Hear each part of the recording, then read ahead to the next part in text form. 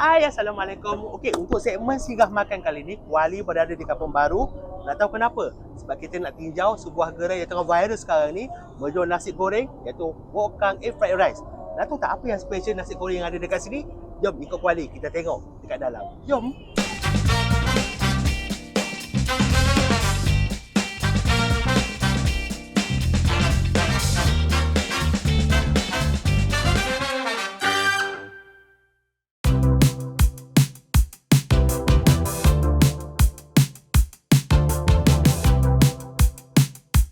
Kalau nak tahu kan, kenapa ramai sangat orang beratur dekat Wok Kang Air Fried Rice, kita tanya antara pembeli yang ada dekat sini.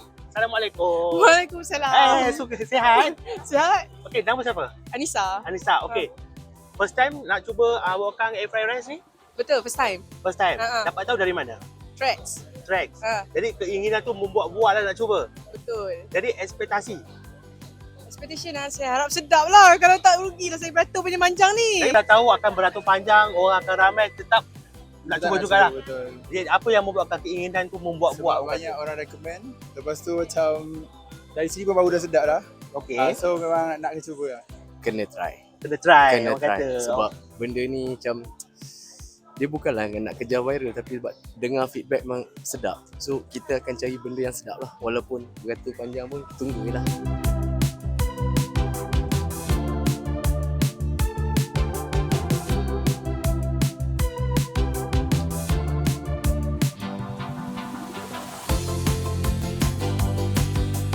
Wok Kang Air Fried Rice ni sebenarnya lah kelainan kita menyediakan nasi goreng Cina yang means memang style daripada Chinese street style food lah, bukannya nasi goreng Cina yang kita punya biasa kita makan kat kedai tom yum.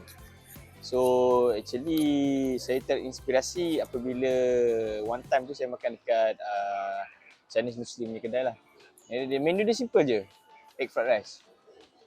Tapi makan macam first bite tu macam wow, memang full of flavour lah. Tu yang macam since then memang kita teringat-ingat dan saya ni tu tujuannya. And then fast forward saya berjumpa dengan saya punya partner which is actually ex housemate lah, rumah sewa time bujang dulu. And then kebetulan dia memang ada experience kerja di kedai Chinese Muslim lah di Singapura. Betul, kita Nasi goreng Cina? Nasi goreng Cina saja tapi dengan 3 style masakan. Okey. Ya, kita ada Wok Kang signature which is our signature lah. And then kita ada Shanghai style. Kita ada dalam Shanghai style tu beza dia dengan Wok Kang tu dia ada special sauce lah, kita goreng sekali so dia punya aroma bau dia slightly different dan lebih wangi. And then kita ada chili fried rice. Chili fried rice tu dia lebih cater kepada tekak-tekak orang Melayu di Malaysia ni. Saya suka tengok American sitcom tau. Sebagai contoh The Big Bang Theory. So bila diorang usually diorang take away makanan kan, tapau balik rumah kan. So memang Chinese take out box tu macam wow. Kita macam kat Malaysia mana dapat lah. So kita macam part of kelainan lah dengan produk kita nasi goreng Cina tu adalah dengan packaging tu sendirilah. So orang pun surprisingly macam wow, diorang impress lah dengan packaging tu.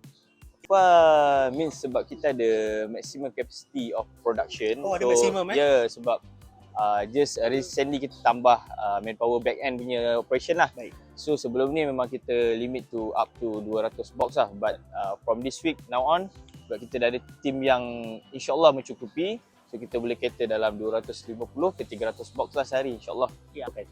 Selalunya sehari kita akan masak 6 trip nasi which is satu trip adalah 5 kilo. Dan kita memakai beras Jepun. Sebabnya beras Jepun ni dia agak special sikit bila kita sebab kita bermain dengan api besar wok.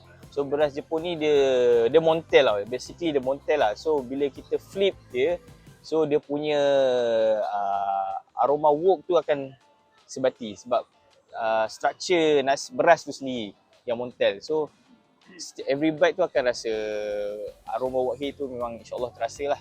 Sebagai penggemar nasi goreng, bila malam memang kita akan cari nasi goreng. So agak kerap dikecewakan oleh nasi goreng di kedai-kedai tom yum. So we came out dengan idea ni, okey lah kita nak bagi nasi goreng yang betul-betul orang ingat. Bila makan tu macam okey nasi goreng ni kat Wok Kang saja ada.